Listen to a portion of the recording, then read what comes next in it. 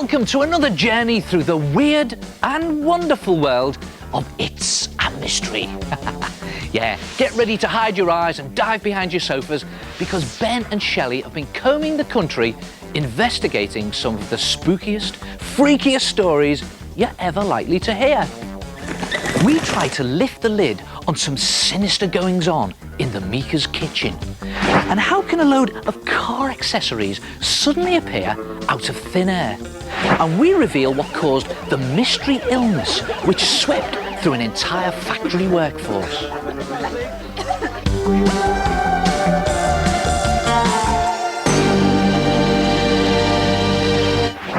Right then, if you think about it, over the years, there have been hundreds of accounts of weird goings-on, such as ghosts and ghouls mysteriously appearing in front of people's eyes.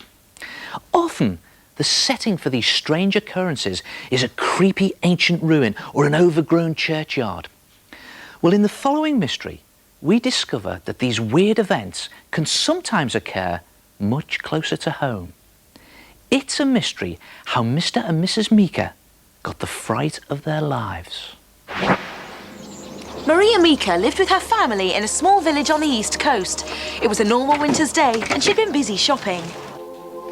After she put everything away, she made a start on a few household chores before collecting the children from school. Maria picked up a mop and began to clean the kitchen floor. This was a job she hated. It was always the way.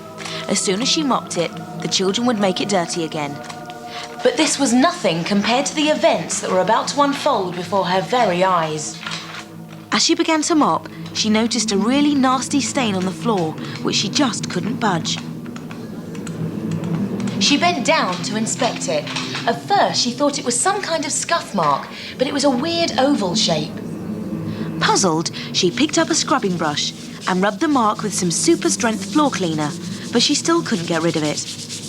What on earth could it be? Over the next few days, the bizarre mark grew bigger and became the talk of the family. Everyone who looked at the shape tried to remove it, but it was impossible.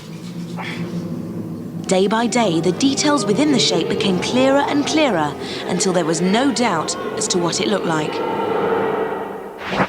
Weird, eh? Or is it? Let's just hold it there for a moment and take another look to see if there's a simple explanation. Now, a lady finds a mark on the kitchen floor. Could it be a scuff from a shoe? The children might have spilled some paint, or someone might have brought some melted tar in from the road. I've done that before. What do you think? Well, it seems possible, doesn't it? However, it doesn't explain the difficulty Mrs. Meaker had in removing that stubborn stain. The Meakers stared in disbelief. There, in front of their very eyes, staring up at them, was someone or something's face. What is it? We've got to get rid of it before the kids come home. It'll give them nightmares. I've tried scrubbing it off, darling, but the stain's so stubborn it just won't go. I've got a good idea. Pass me the hammer from the drawer. What for? I'm going to do something drastic.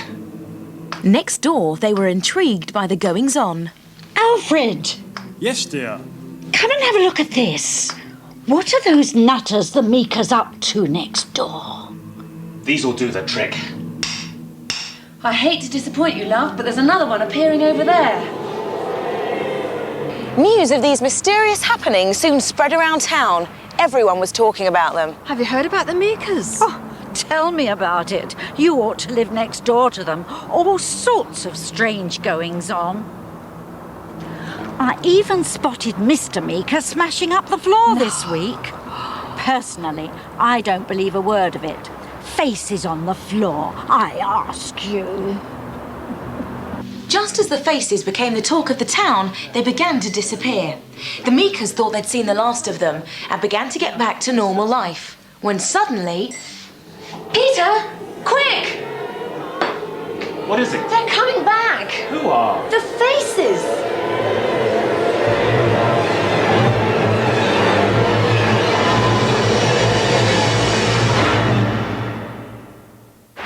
Now, I know what you're thinking. You're thinking, yeah, right, it's all a bit far-fetched. But it is a story that was widely reported a few years ago. And as the mystery deepened, it was thought that whatever was causing the bizarre faces must have come from beneath the floor. So why were they so difficult to remove? And what could they have been made of? Well, the family, in total desperation, decided to call in a local expert to investigate further.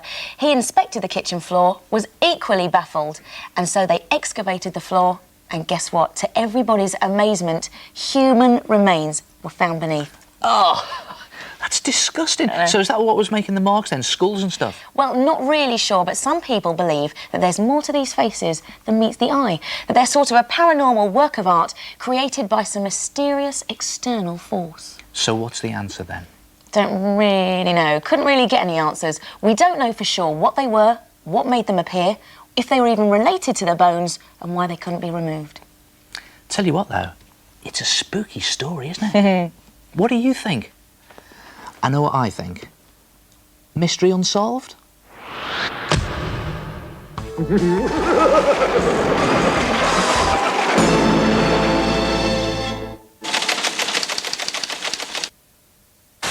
Hello, my name is Rick Bonner. I live in Shelley, East Sussex. I'll never forget the day a spectacular vanishing act occurred. It was a Saturday and I was on my way to New Haven Social Club.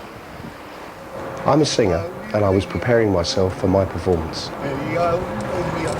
As I drove along, nothing seemed out of the ordinary. All I felt was a slight tingle of nerves as I went through the routine in my head. As I locked the car, little did I know that the next few hours held a surprise that I hadn't bargained for. The performance went down really well and I left the club in a jovial mood. I came outside to get into my car, but it had disappeared. I immediately phoned the police and reported that my car was missing.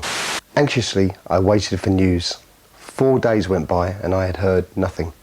Then suddenly, on Thursday, the phone rang. I picked up the receiver.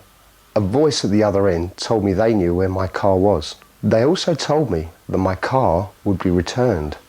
The caller told me where I should go to find the car.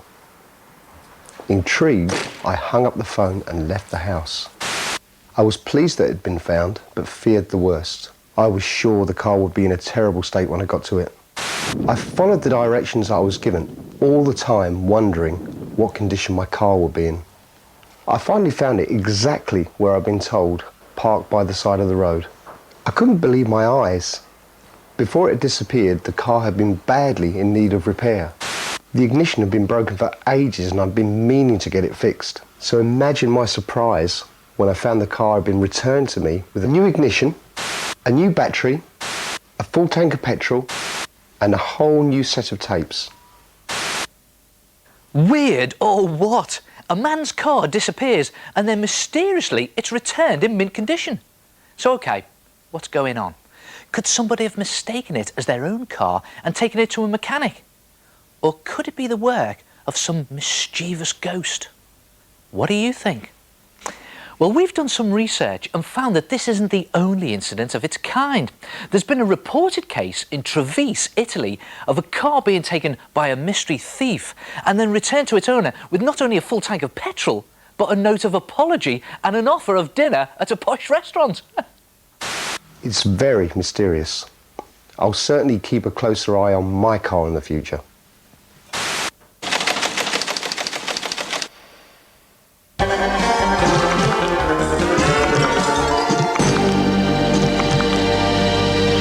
You know, the most bizarre mysteries often have the simplest of explanations. And there's a rather peculiar solution to this next story. It's a mystery what was lurking in a factory kitchen. See if you can work this one out. Esther Miller was exhausted. She'd prepared a mountain of veg and was just putting the finishing touches to the dish of the day. We need fresh collie. This isn't fresh. Oh, Mandy, a tureen, please. I can't find one. Oh, what's that one doing there? Oh, I wanted a clean one. This is dirty. Esther wasn't feeling very well. The kitchen was very hot and she needed a break.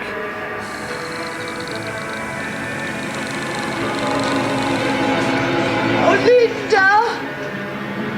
Are you okay? You're not, are you? I think it must have been something I ate. Mandy, can you take over? Esther's gone down with food poisoning and I need someone to cover the lunchtime rush. Come on. But it wasn't just Esther who was having a bit of a turn.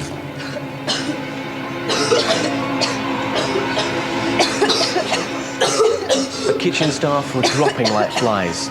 So many of them were becoming ill that Linda hardly had anyone left on the roster. Yes, ambulance, please. Frogmore and Son, the end of Albion Road. It's my staff.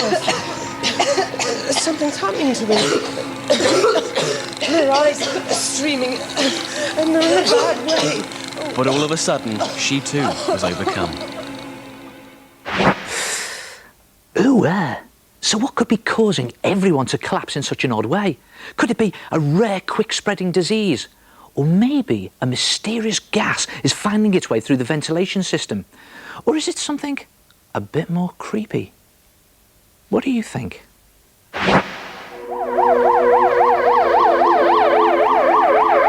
Within minutes, the emergency services were on the scene and the staff were evacuating the building in a panic.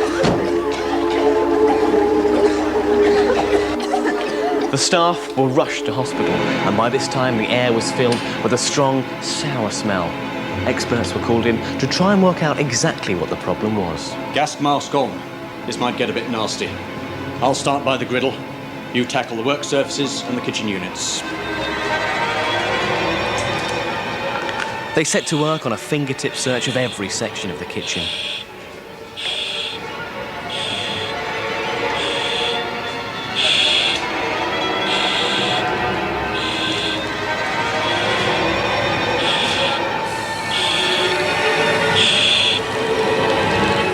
I think I found where it's coming from. It's in here. So what did the experts see? It's all a bit baffling, isn't it? What was in the kitchen? The cause of the mystery? Nothing other than a box of rotting old onions that someone had forgotten to throw away. Pooh-wee. Onions! Onions? Oh, come on. Yes, Neil, a box of onions, because we all know that when we chop into an onion, the vapour that it gives off can cause our eyes to water. But if an onion's kept for too long, it starts to go rotten, just like the box of onions in the factory kitchen at Frogmore and Son. After a long time, they give off a gas which experts think contains a substance called sulphur. Now, it's been reported that the gas can make it very difficult for people to breathe and can make them feel very sick and very dizzy, just like it did to the poor people in our story. See? Told you. There's often a simple explanation to things. A box of old onions. I think I'll take these away. No. Put them in Shelley's dressing room. Mystery solved.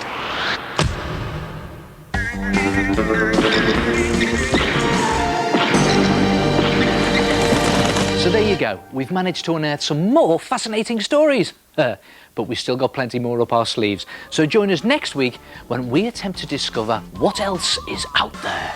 For the time being, here's one final mystery for you to have a think about. A man is feeling very hot.